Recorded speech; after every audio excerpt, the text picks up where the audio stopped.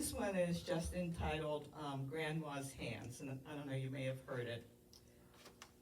I've had it.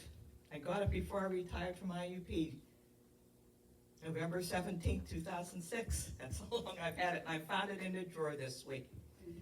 Grandma, some 90-plus years, sat feebly on the patio bench. She didn't move, just sat there with her head down, staring at her hands. When I sat down beside her, she didn't acknowledge my presence, and the longer I sat, I wondered if she was okay.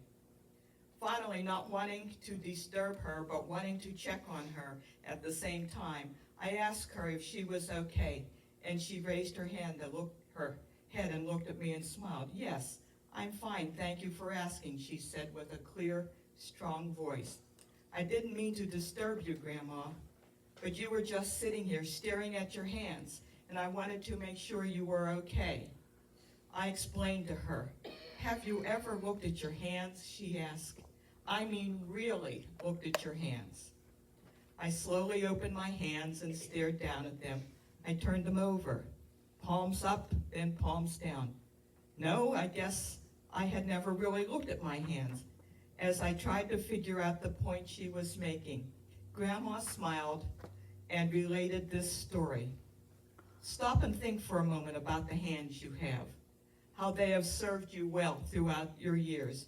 These hands, though wrinkled, shriveled, and weak, have been the tools I have used all my life to reach out and grab and embrace life.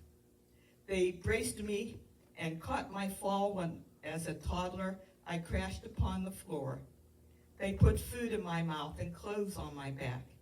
As a child, my mother taught me to fold them in prayer. They tied my shoes and pulled up my boots. They held my husband and wiped my tears when he went off to war. They have been dirty, scraped, and raw, swollen and bent. They were uneasy and clumsy when I tried to hold my newborn son.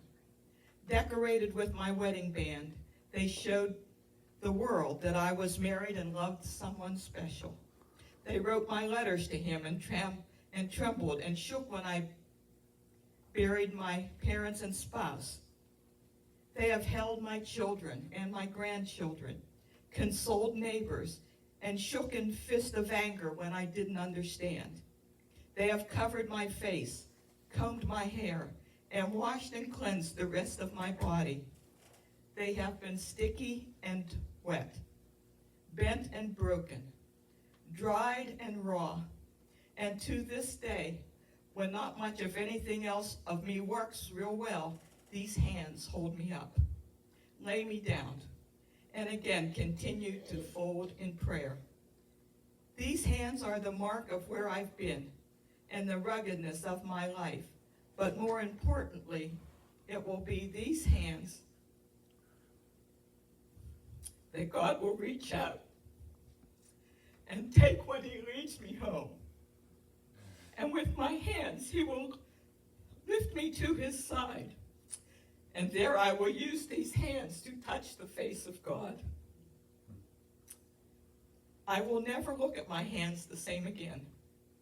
But I remember God reached out and took my grandma's hands and led her home. When my hands are hurt or sore, when I stroke the face of my children and husband, I think of Grandma. I know she has been stroked and caressed and held by the hands of God. I too want to touch the face of God and feel his hands upon my face. Amen.